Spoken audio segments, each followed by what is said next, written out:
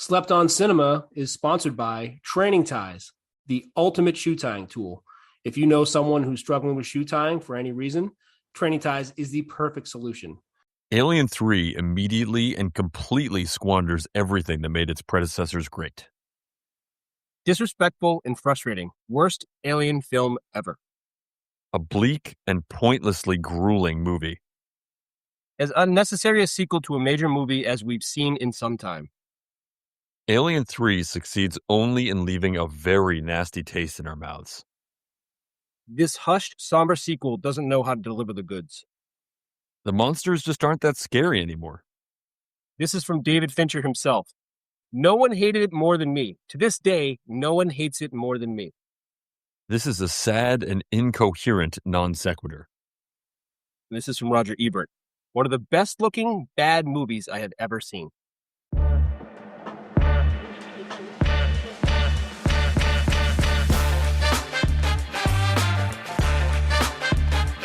Welcome to this week's episode of Slept on Cinema. I'm your host, Stan Steamer. And I'm GrobeStreet. This week we're getting into the 1992... we're on a run of these where I don't totally know how to describe them, but I'm going to say a alien prison movie. Alien 3. First alien prison movie. It's our first alien prison. It's not our first alien movie, I think. I think you could say at least Pacific Rim. Certainly. Yep. I guess those were aliens, right? They were planted in the earth. Yep. We certainly had a prison movie. In Species. Species, Knowing. So yeah, but this is our first hybrid. This is our first hybrid alien prison movie. And we're talking about this before the podcast. This might be the highest quality movie we've done so far. I'm not sure it's my favorite we've done. It could be, but I'm not sure that it is. But I think it is the highest quality film we've done. Yeah, I'm not exactly sure what my text was after the first watch of it. I may have called it my favorite or best, or I definitely will agree with highest quality. Yeah. Favorite is tough, but I'm bordering. We'll see it at the end of the podcast. It might be just they're fully there at favorite movie we've done. It could be. So this movie, like all movies we review on the podcast, are somehow at or below 50% on Rotten Tomatoes for both critics and audiences. And we structured the podcast so that the first half is spoiler-free, talk about some things to look for in the film, take a break, come back, and talk about what we just saw. Rotten premise. Ellen Ripley is the only survivor when she crash lands on Fiorna 161, a bleak wasteland inhabited by former inmates of the planet's maximum security prison. Once again, Ripley must face skepticism and the alien as it hunts down the prisoners and guards. Without weapons or modern technology of any kind, Ripley leads the men into battle against the terrifying creature. Critics, 44%.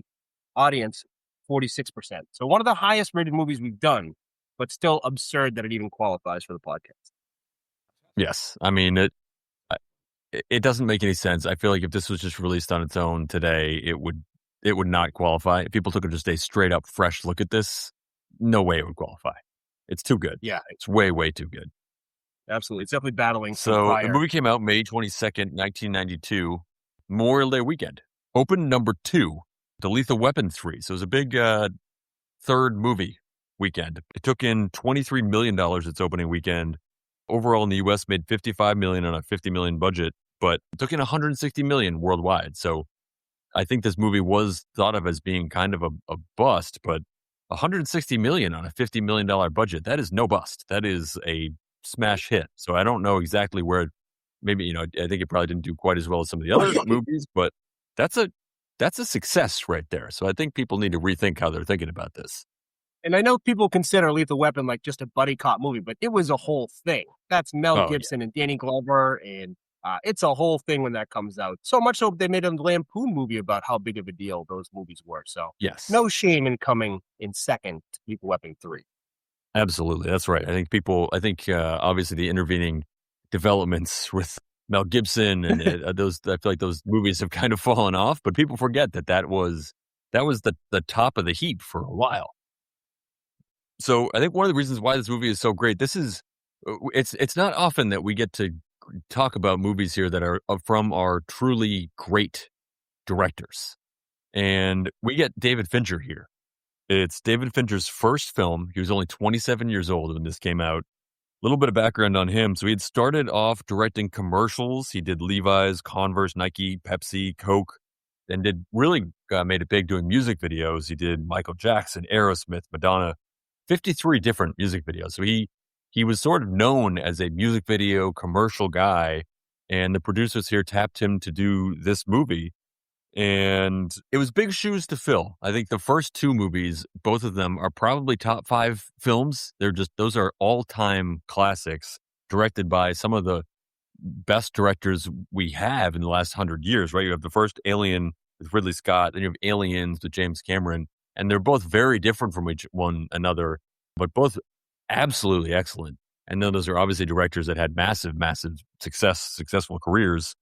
And then you get David Fincher, and I think to put this series in the hands of a person who had never done a movie before was a big risk. And I think it paid off. I think a lot of people didn't think it did, and the film was panned. And I think part of the problem was that maybe because this was his first film, there was a lot of studio interference. I think if this was now, they would just say, Fincher, do your thing. At the time, there were, this 27-year-old kid, what's he going to do? So the studio played a heavy hand here. There were 9 different writers. They were constantly rewriting the script. So I think some of his original vision got lost a bit. I mean, you can obviously see his strong sense of taste throughout the whole film, but you can tell there was some meddling. I think that did the film a disservice. After this movie, Fincher ended up going back to commercials and music videos for a little while. But then later on saw the film script for Seven and was like, this is where I'm going to make my next move. Obviously, Seven was a huge hit, massively fantastic movie, and then his career just took off from there. I mean, he's made some of the greatest movies we have in recent decades. So just awesome to be able to talk about one of the movies he did here. Yeah, crazy what a catalog he had before the even age of 27. Those are some crazy. I mean, that's a career before he even starts making movies with Madonna and the other names that you were saying. And it's so funny, the 3 movies, you can tell now. I mean, the 3 such iconic directors had a piece of these first 3 Alien movies. And while he's not happy, with how it was because of all the meddling and whatever else, is such elements of Fincher in this movie. It's so different from what it was. When he was handed so many ghosts of the past to live up to the Alien films, to live up to that as a new director in your 20s with a star who wants out of the series or at that point too. So it's a lot that he was working against, and it's still one of the best movies we've done. Yeah. I can't wait to get to the bolos. And I watched this, I think I haven't gone more than 4 watches. So this topped out at my 4 watches to get ready for this. And this is the shortest bolo list that I have. So I tried, but I think I just got caught up watching the movie. And it is a just sort of lean movie. I'm curious if you had the same situation.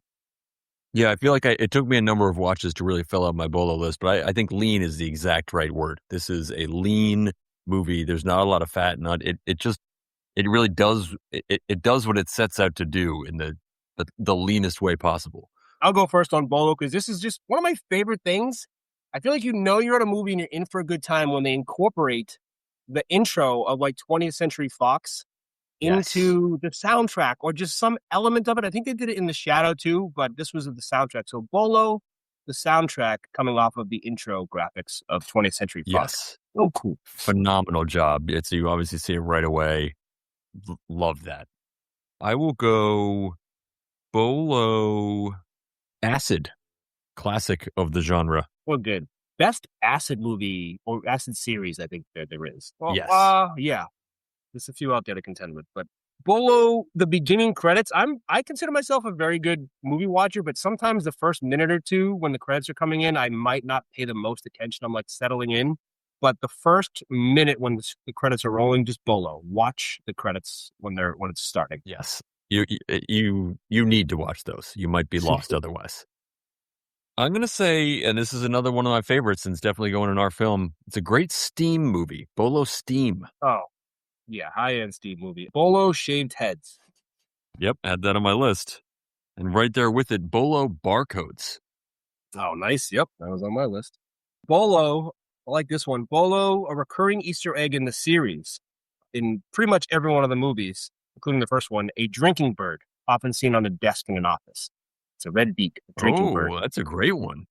Great And to pull. go a little deep as to the theoretical reason for this is it's supposed to represent perpetual motion of corporate world in the Alien franchise. So just constantly the corporate cold is constantly coming. That's the depth of the Easter egg. Yeah, you can't escape the Wayland Yutani. I'm going to go Bolo, just dampness. This is just a damp, dank movie.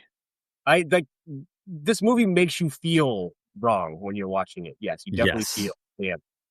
If this was like one of those interactive motion Odyssey ones with the spray, you would feel like sick if you left. Yes, you would be sick. Bolo, for the first time in the series, the alien running on all fours. Yes. Bolo flares. Love a good flare. Bolo, another bishop. Yes. Bolo alien vision. I think that was also a first for the series. Yep. I had that one. Bolo, I guess this is part of the steam, but lots of dripping. Yes, definitely. Bolo and autopsy. This might be our first autopsy. Oh, yep. It's a rough one. You might like this one. Bolo, an actor that looks just like Chad Ochocinco, but sounds nothing like him. Yes. I'll go in another actor, Bolo, and this is just how I think of him, but Bolo Kobayashi, the character from Usual Suspects. The actor is Peter Postlethwaite, but in my mind, he's always Kobayashi. Steven Spielberg called him the best actor in the world. Pretty big deal. Yeah. Yeah. Bolo cholera. Yes. You have to look for it. I'll follow that up. Bolo weapons. Yep. At a maximum security institution. I'll look for those too. Bolo, a mean nickname. It is mean. Bolo ceilings. You'll see a lot of ceilings in this film. Bolo, the classic Christ pose. Yep. Bolo brothers. I think this is my last one, but it's definitely an era, but I love Bolo cords and wires and like jacks being the future of technology. Yes. Yes. I'll just hit a few here. Bolo, two sons. I love that wrinkle. Like you just have two sons. Yeah. Bolo, a teardrop tattoo. I feel like this was like on the early side of the teardrops. Be on the listen for echoes. It's a very cavernous film. Ooh. And then Bolo bugs. Some great bugs in this film as well. It's a great bug movie. Second Charles S. Dutton movie as well. So Bolo the Rock, if you ever wish to watch that on Fox. Drink to pair with the movie. What do you got for this one? So for me, I thought about this a while, and I was trying to sort of get something that would capture the mood of this film, because I think for me, that's almost like one of the best things about this film is the sort of the feeling that you get from watching it.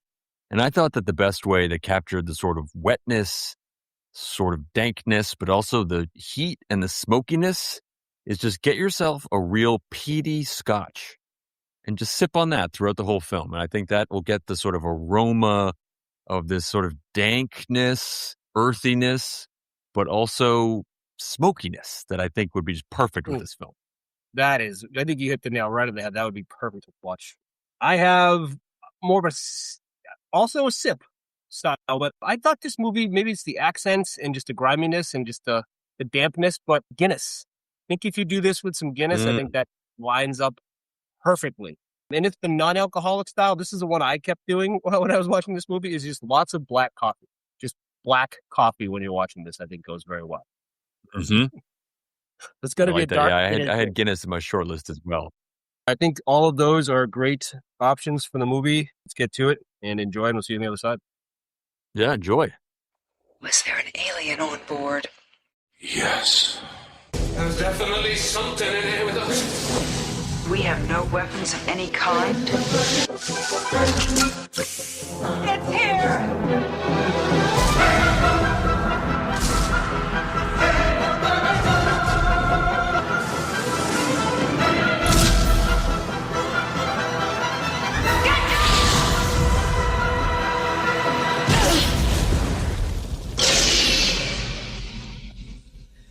Welcome back. That movie was excellent. We said in the beginning, it was just excellent. There's no other way around it. I'm shocked that this got panned, that people thought they didn't do a good job, that the director himself wasn't a fan of it. But I thought, there were things that I'm sure could have been done better, and that's, directors and whatnot hold them up to themselves to a high standard. But that's just a great film. I think we just benefit from it being compared to the first two. I think that's a big part of this, is just like that 40-something. If this was just on its own and came out, people would have been blown away by Sigourney Weaver, but we were just too used to it. So if you are not used to this and you just watch this movie, you don't even have to, because of how they start the movie, you don't really need to see the first two. If you just want to treat this as its own independent movie, you can. But I think we benefit sometimes the reviews. We've had it with like the 3D movies, and like technology doesn't quite work, and at the time it gets like really roasted and it gets really bad reviews. But when you get out of the era a little bit and you just look back on it, it's just a great movie. And this did, like most of these types of thriller movies, they don't do the Jaws style like they did in this, where there's so much left to your imagination. So many of the scenes in this were just like that older style thing where they just leave it up to you, and they show like the guts fall down, or like even the autopsy, they barely show it. Yep. And it's just the style of shooting it that's just, it's so good and timeless. Yeah. You got the first pick. All right. First pick, and this is one of these movies, I feel like there are like 10 first-round picks. Like there are so many things that went right in this that you could take first overall. And I was really debating, and I'm debating even up right to the last minute, but I'm going to take the way this movie makes you feel. And this kind of picks up a bunch of different things, but it's like in this prison, in this distant planet that no one cares about, that's been left to rot away and corrode and rust. And you feel that watching the film. You are drawn into that, the way I mentioned in one of the bolos, that you see so many of the ceilings, and it's just shot in this way that you're always aware that you're contained. And it's this like wet, steamy, grimy sort of at once it's both confining and cavernous in a way that's sort of this strange contradiction that just makes sense. And you feel like you're somehow capped, but it's like spacious, but you're also constrained by it. And it's just phenomenal. And it starts right from the get-go when, as you flagged in the bolo with the sort of the unusual Fox studio intro, where usually it's this very triumphant horns and all this, like raising you, getting you ready to this, excited to watch this film.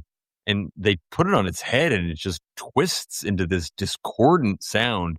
And apparently in the movie theater, it went from just a sort of mono, the normal intro, to when it flipped to that discordant off-key note, they made that all in surround sound. So it sort of enveloped the entire theater. And you just get, from the get-go, hit with this sense of dread. And that's what everyone's feeling on this place. They're left there basically to die, and you feel it. And it's I think that's one of Fincher's greatest things that he does here, and you see it in a bunch of other movies, this sort of like sense of dread and just like pervasive, just unease that eats into you while you're watching this. And they did that just so well here. It was great. Yeah, I think the line from the first one was "Nobody hears you scream in space," or a version of that. And it feels just so cold and empty. And when somebody dies, they just like open the hatch and like dump them out into space. And it's so true. I love how you put it. You use it twice, cavernous. And it is so contained and cavernous. Like it's so spacious, but it's that feeling of, they even say like the ass end of space. And it feels like you just are worth the nothingness. Like you don't matter. It's just, you've just been cast off. And it has that. Watching these movies just reminded me of just Taming the T-Rex, but just because we watched that in person. But like seeing this movie and all these movies like in the theater must have been such a different feeling. And it's so much better than just watching it, on HBO at home. What a great pick. Every time I watch it, you have to I like those movies you have to shake off the feeling for a couple minutes after you watch it. And that's definitely one of these. Yes. 100%. I watched it so many times. I had to intentionally do the you watch that, you have that CD you love, and everyone knows there's a great couple songs, but you listen to it too much and you pick track 7 as your favorite. And it's not the favorite. It's just because you listen to it times. So I'm going to go with the obvious in Sigourney Weaver. Sigourney Weaver is insane. There hasn't been a female action lead like her her height, I think she's close to 6 feet or something like that, and she just carries it so well. I'm gonna pick something that she did as one of her stunts or something as my sleeper, hopefully. But the way she just can carry these franchises and just like hold her own in this prison full of the worst, just like maggots of the galaxy or whatever, and she's just like, yeah, you got a problem with me, and it's just like believable, and they're all just like, she's just so badass, and it's doesn't have to try, and it's just Sigourney Weaver, and it's so cool how they have like a few of these in this movie where there's like classically trained actors and actresses in this like silly alien sci-fi space prison movie, but they're so good. What's not to go off on a tangent, but the Spielberg best actor ever, but Sigourney Weaver is an incredible actress. To have her in this role is just insane. So, and she's a reason for the whole franchise, I think. I mean, other than that, it's just an alien in space, and it's a cool alien, but it wouldn't be that without Sigourney Weaver. She's incredible. I couldn't agree more. I was debating between my first pick and that for the first overall. And the crazy thing is that in the original script for the original film, this was originally to be a male role, and then they decided to make it a female role. And I think there's probably one and done if this isn't Sigourney Weaver. If it's anybody else but her, I mean, she makes these movies. She's the rock of that first 3 films. And it's great. I mean, she's so good, and also so different in all 3 films. It's a very different role. She's clearly shaped by her experiences in each of the different films, and you sort of evolve with her watching them, which is just awesome. Yeah, there's the depths of how like they took away her family and then the people she cared about, and then by the end she has no fear and she's not caring, and she just, like you said, she's 3 different characters throughout the 3 different movies where she's just like something else by the end. And Sigourney Weaver, so good. You mentioned this as a pick as the alien POV, so I'm going to take this as my second pick. But that alien POV shot was one of the first times they had like the POV of the alien, and I love it in every movie, especially like creature features where they get us the POV of like a snake or something like that. They even did it almost in.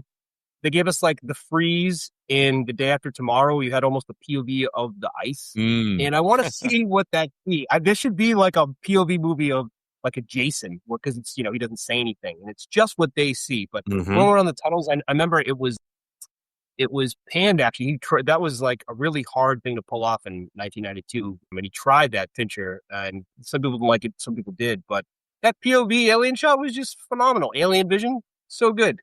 Got to take that as my second pick. Yeah, I love that too. It's fun, and it's like, especially with this new alien that comes from, it's the dragon alien that's moving on all 4s and is sort of scurrying and is smaller, and it captures that sort of just like kinetic energy of the thing roaming around this confined space. You really sense that, and it's part of sort of feeling the film. Like you really just feel it from that viewpoint. Mm-hmm. My second pick, and this is something that is a constant throughout all the alien movies and TVs that shows, and I think they do an excellent job, but it's just this obviously takes place in the future, but there's so much of it that's also sort of retro and rooted in like the actual 1970s and 80s. And I just love that like retro futuristic industrial look. It's just all these great like buttons and switches and lights and boops and beeps. And it's just, even though it's like, way in the future, that's still what they have. And it sort of works. It makes sense. You're like, okay, well, this is like a, low cost mining rig or a smelting plant, whatever it is. Like, they're not going to put the best technology out there. Of course not. They're going to have these switches and lights and things like that aren't going to break and need repairs and can be operated by people who don't have advanced degrees. And it works, and they always in all the series do a great job of carrying that like aesthetic throughout in a way that makes it feel really consistent. And it's just it's a cool look. I like it a lot. If you throw the cords and the wires and the jacks in there, and then it makes it and it's technology future tech we can all understand. Like the plug isn't working in there and it's used and it's frustrating. You hit it a few times. We all get that. We work the shit job and the thing doesn't work. We all get that. And it's just like somehow they did that in the future. It's like a future trucking company with just like, this doesn't work, but it's all, stuff that would blow our mind now. Yep. It's so well put. You're right. That's how they pull that off is so well done. And then my third pick, I'm just going to go with two really great deaths that were, one was surprising, one was not, but they're both, I think, really important. One was Clemens' first death, which really shocks you, right? I mean, this was, there's a love interest there. You're expecting this to be an important, maybe the second most important character in the entire movie. And right as this relationship is budding between Clemens and Ripley, he just gets snatched out of the air by the alien and he's gone. And it's just like, okay, like this alien is not messing around. So I thought that was a fantastic just jolt to the system. Like everyone else is about to get jolted in the entire movie. We as viewers got jolted. And then the much more predictable, but much more satisfying as well, when the warden gets grabbed as well. And he's just berating Ripley. He's clearly being an idiot. And you're like, you know this guy's got to go. And then they don't waste any time. He's just like, whoop, pulled into the ceiling and he's gone. And then everyone's suddenly like, okay, this just got real. What are we going to do? So those two deaths, just fantastic. That reaction after that second death, when you said this has got real, I mean, you know, the line the guy said afterwards, he just swears the F word afterwards, which is so perfect after that. And there's something creepy about that pull up, like what happened to the warden, but like the kills where they get yanked up into a tunnel. That, whatever that is, that feeling it's a terrible, terrible feeling. They pulled that off well. And the Clemens one was so just like emblematic of the movie where finally Ripley lets him in. There was that like, it was almost like it was a different movie. They had the romance and like dubs going over her head because he finally opened up and everything was okay. And she trusted him with the needle. And it was like this moment. And then it's like, yeah, but remember, it's aliens and everyone dies and nothing. And there's a nothingness to this. And it's just this cold, quick death that they don't even make a big deal. He just gets like, you know, his head gets destroyed. And it's just, we just move it along. And then there's one line later where it's like, hey, you missed the dock. And she like makes fun of him for peeking, you know, talking about peeking keyholes. But it's just, both those deaths are so perfect. You got every ounce out of Clemens, and the moment she trusts him, it's just dead, and we move on. Yeah. It was, the first time I saw this, I was just so shocked by that death. I was like, I figured he was the second most important character in the film, and then he's just gone. And we haven't discussed that that's Tywin Lannister, right? And also the second, his second appearance on Slept On. Do you remember his first? Was it Reign of Fire? No, great guess. And there was makes sense as an eye patch. So that's probably what did that. Want me to tell you? What was it? Last Action Hero, Benedict.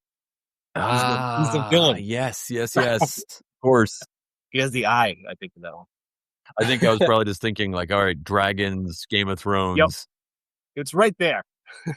But yeah, he's so good at this. But yeah, it's good. Is it my turn? Yes. Third pick. Man, I have so many picks here.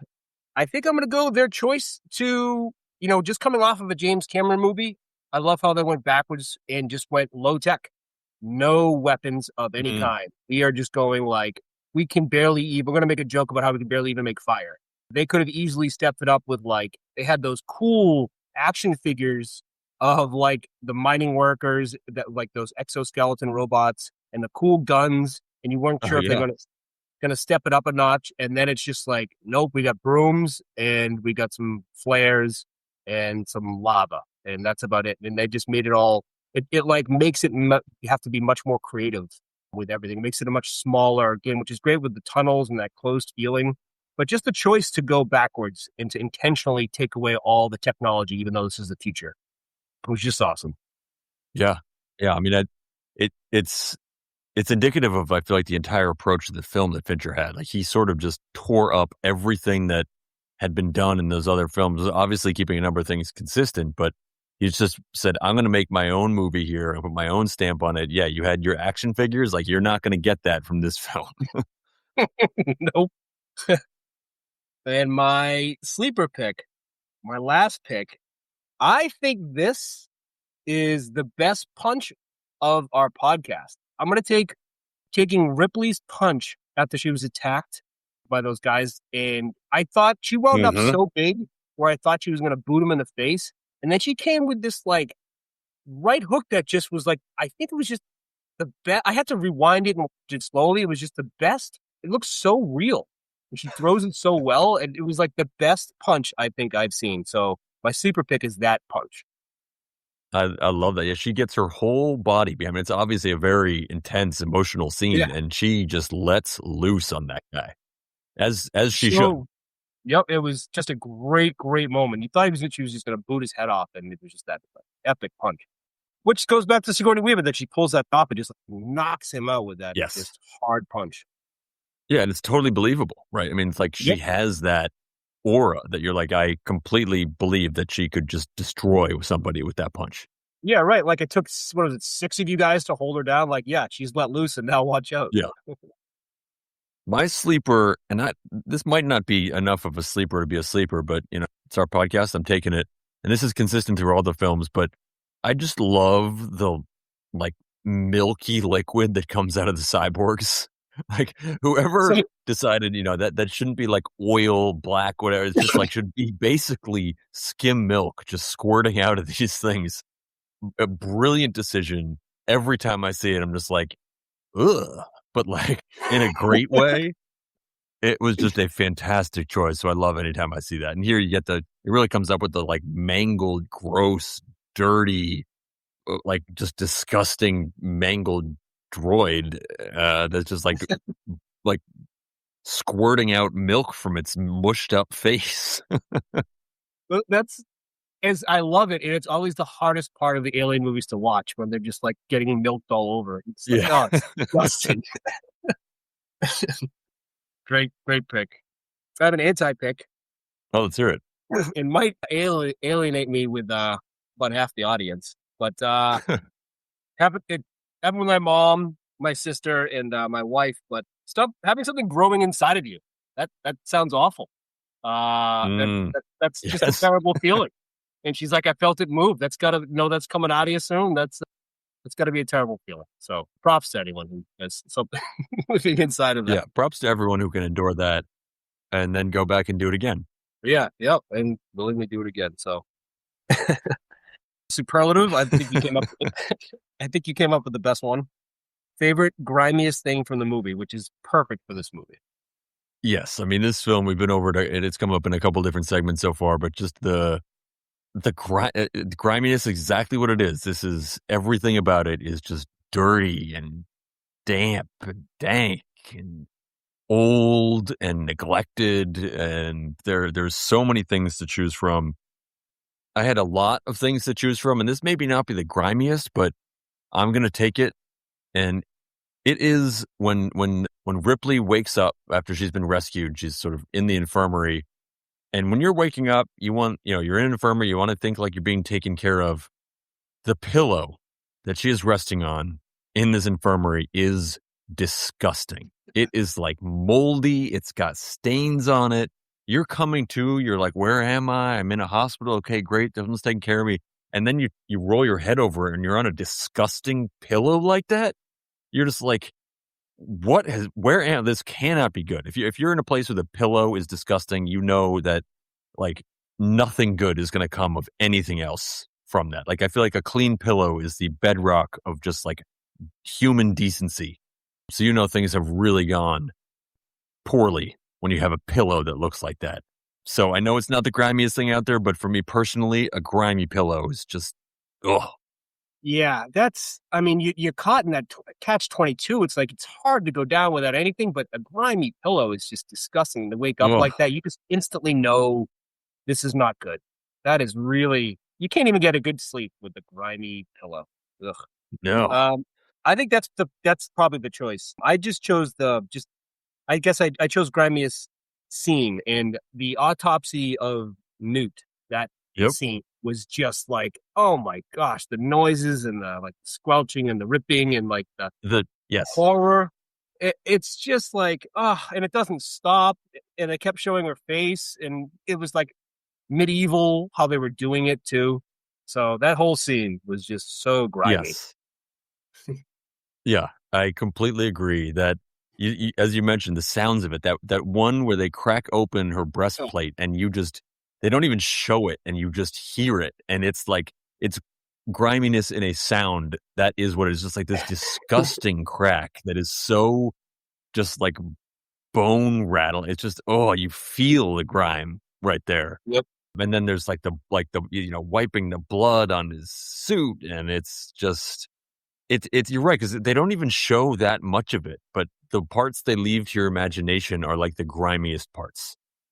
Yeah, and you know who they're working on too, and it's just you saw the second right. one. After we just the whole second movie was taking Right. care of this girl, saving her. We as viewers are all invested in her, and then to do that to us is Right. a choice. Bumper sticker. I thought this movie had a lot of choices for what line from this movie would you most want to see on someone's car as a bumper sticker. I completely agree. I think this was one of our most bumper stickerable movies I've probably out there. This has to be number one. There had a whole lot of choices, and there were a lot of choices that I thought would really make sense. And yet I'm going with one that I don't even know what it means, but I feel like I'd like to see it on a bumper sticker.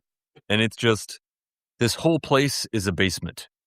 And I don't even really know what that means, but it conveys something, and I like it. Yeah, that definitely, I don't know what it means, but we all know what it means. Even when she said it, it's like, yeah, it is, but still like, okay, but perfect. Whole place is a basement. Not going to be on the nicest car. No. Mine, maybe we're going to have to do some honorable mentions here, because there's definitely a couple that I almost picked. But my wife often takes inspiration from movies lines, and we have to pause from this one because she liked it so much. But this line is definitely a certain person.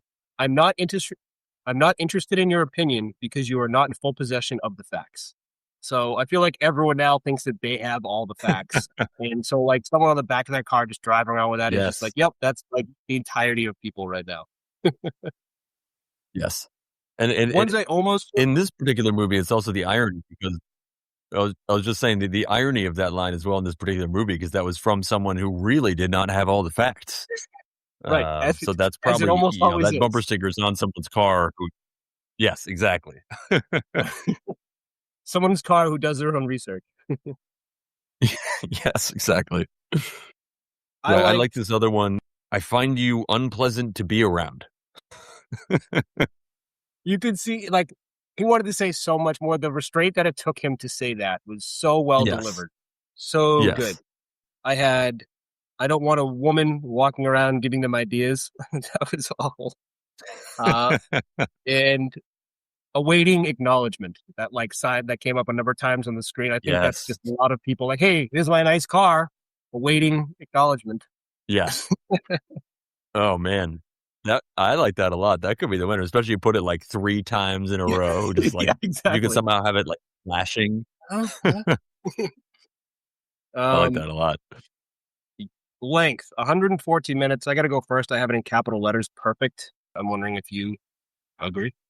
I thought a touch long, just a touch. Like I feel like you could take maybe 5 minutes out of maybe towards the second half. Maybe like I feel like they were in the tunnels for a while, setting things up before the alien messed up all their plans. I feel like that went on for just a hair too long, but really we're splitting hairs at that point. This was pretty close to a perfect movie.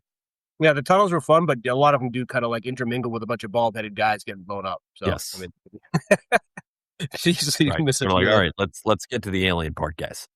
Right. One change to be a blockbuster. Now, this qualifies, I think, as a blockbuster, 150 plus million, number 2 to, Lethal Weapon 3. But what one change would make this a blockbuster?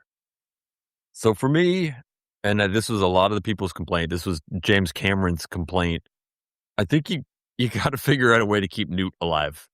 I mean, we go in from that. The whole second film is about, saving this young child. You end up with sort of this, you're invested in her life. And then the movie starts and she's just dead. And they just wipe her off, and Hicks, but really it's Newt. And James Cameron's, he obviously he has sort of a famous quote coming out after this. And he just said, there's a slap in all the fans. And I get it. I totally understand. I get the Fincher. Fincher was sort of putting his flag in the ground saying, I'm my own man. I'm making my own movie here. Yes, it has this background of Alien 1 and Alien and Aliens. But I'm cutting that off. And the cleanest way to do that is to kill off the characters you cared about without even any fanfare. But to really make it a mega blockbuster, I think that people wanted to see Newt carried along in the third film. I don't know how you make it work, but you can make it work. I don't know if it's a better film. Probably not, but I think it probably did better. We all had the same thing. I had nothing really creative written down. I was like, have Newt and Hicks get spun off somewhere where they just unknowingly survived. And it's just Ripley there. Just whatever. Yes. Some little lampshade where they're fine. Because it makes, I don't like it when movies, like, there should be some intentionality around, they're going to rewatch these movies. And now when you rewatch it, it's like, oh, this doesn't matter. And I know none of it matters, right? It's all just movies, but we're all getting creatively invested in this imagination of this world. So when you're watching the first and the second one, especially, you're just like, well, whatever, they're going to rip her open her chest. And the third one, it's just unnecessary. You don't need to always do that. I mean, it's great. I mean, it makes sense with Fincher. I mean, if you watch 7, you're like, well, how else did you want it to end? And it had to. It wasn't even a choice. Sigourney Weaver demanded to end the whole series. So she said, kill me. Well, I mean, what are you going to do? So it's yep. Well, but whatever. That was different. But yeah, have Newt get spun off. We didn't need that. Spin-off ideas. What do you got? So I almost went with, I guess I have a couple, but I thought it would be interesting to see the era where the prisoners have served their time and decide to stay on the planet. I think that would be an interesting thing to watch. Maybe it's not a whole movie, but I think that would be obviously an interesting time period. But what I came down to as my actual choice is, I just want to let Fincher have a do-over where he's given full creative control. Because I think probably the parts of this movie that didn't work were most likely, in my view, the meddling from the producers who were saying, all right, we have this 27-year-old kid who, we don't totally trust him. He's never done a movie before. And we have this incredibly valuable franchise, and we think we know what's best. And we now know, after the career that Fincher's had, that he is a genius. And I just want to do the same thing over. Doesn't have to be different. Just I want to let him do what exactly he wants. And I want to see that film. It's a great concept. Just do it again. Just do it the way you wanted to do it. That would be, and everyone would be there in the theater to see that. That's a great idea. That's probably it. That one's good. That's good. I it's a character. Maybe I'm just a Dutton guy. I used to love the Rock on Fox when they went live. It was pretty crazy, but his character in this was so awesome. Like so my spin-off idea is the movie's called Dylan the Preacher, and it's just a prequel story where I have a feeling the way he delivered some of those lines, where it's almost like Nicolas Cage in Con Air, where he's like a prisoner, but you know, there's some scenario or how he's in there. So maybe he had to copy something he didn't quite do, something honorable that gets him here. And there's a whole story of it's pretty clear in every scenario. He's a pretty stand-up dude in the worst case scenario with no one looking at the ass end of space. He's still standing up and doing what's right. So there must be some story behind how he got it. And even in the mess hall, he's like, I'm a rapist and a murderer of women. So he kind of delivered the line like, didn't quite. So there could be something there where he didn't quite actually do what he said. And I'd like to know, and it's also part of this, like in real life, this is going off on a little tangent. When he was 17, he got in a fight and he claimed self-defense, but the guy ended up dying and ended up having to serve time for killing someone, and he was claiming self-defense. So he was himself put in a situation where he might be wrongfully convicted and in prison. And so maybe as a as a double Y Chrome guy, he's fighting against that whole same thing back in that futuristic space-time with that myth of, was that the super male with the extra chromosome that has since been debunked. But in this time, he was persecuted against as a double Chrome guy. So maybe that's what ended having him land in there. And he's actually an innocent man in prison. And then we get to see his wrongfully in prison story. Yeah, I think that's a great call. I mean, his character, it's interesting because so many of the inmates, I think this was some of the criticism of this for some of the characters, that so many of the inmates are pretty much interchangeable. Like, we don't really get the backstory of so many of them, except for him. And he is this great character. He's sort of a reluctant leader of this group, doesn't want to take charge, but is clearly everyone else sees him as that. And I think I would definitely like to know more about how he ended up being who he is in this film. Yeah. Even his death was so crazy in Admiral. He took it all the way to the end. He was like, pour it down and took the loss, and he could have killed her, but knew that they needed her to actually do something. So it almost was his movie. He was great in it. I think that's it. The last segment. Any notes for tying up loose ends? Sponsored by Training Ties. Any notes we didn't get to? I had to look this up because I was curious. Ripley's obviously been in hypersleep a number of times.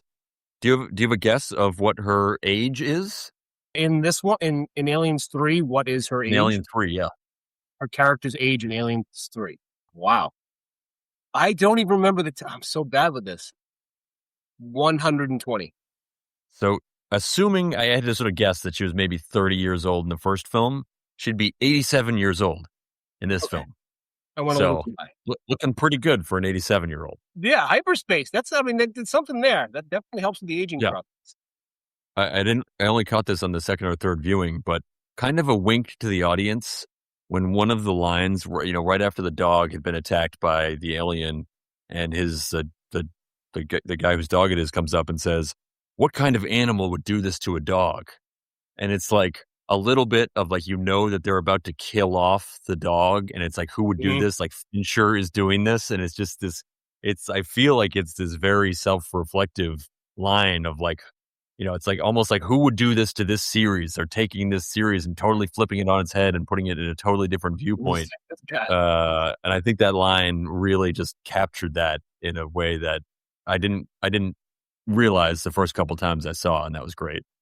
That was a great catch. Yep, that definitely makes sense. Brett nailed it. I'm sure that's how he felt. The famous scene with the alien in Sigourney Weaver's space in the infirmary was apparently they had to pull. It was Sigourney Weaver and Fincher had to pull it off against the studio's order, so they had to like sneak that in and film it, and then they ended up using that as one of the most iconic scenes. But the studio's direct orders as part of the meddling, which is why I'd love to see the whole You'd love to see the whole Fincher thing. Is this was against the studio's direct orders? Is having that scene, which is like, how can you even have this movie without that scene? Which is right after the Clemens and like right on her face. That's insane. So what else were we robbed of? That's insane. Yeah. I'd like to find out. Yep. My other one, so when we were having our second child, we didn't know before we knew if it was going to be a boy or a girl, and we were thinking up names. I was pretty set for if it was going to be a girl to name her Ripley after this character. And I was like, that would be an amazing girl's name. You could call her Rip. It's obviously like in honor of one of the greatest female characters in any movie history. I'm kind of shocked that that's not a more popular name. That's an incredible name. What did Bugs was that? Was she was into it? I do think that if my son was born a daughter, it would have been named Ripley. Wow. I mean, I think the biggest thing we've got out of this is why is there not more girls named Ripley? What an incredible name. I don't know. Yeah. It's an incredible name with a great background, great history to it. Well, so all of our listeners have at it. What happens? I guess I'll add it to the list. So this is part of our first part of a series. Yes, our first triple feature, as we teased at the end of last episode. So we did Alien 3. We next up have Predator 2, and then the culmination to be Alien vs. Predator. So just fantastic that we're able to do all these three films. I'm shocked they'll qualify. Predator 2 is definitely a hard turn from Alien 3 in terms of just the feeling of the film, but is a very fun watch. Maybe this is a little Kevin Durant-ish, where they in Golden State they couldn't beat Glover in the series, right? And so they went and grabbed them. Let's take some of that Lethal Weapon energy and put them in in the Predator franchise. So this is going to be awesome. Yep. I think this is going to be the similar series. Like this was compared to one of the greatest movies of all time. So we'll see if some of these ratings has to do with that as well. Awesome. This was a blast. And until next time, later. Yeah, later.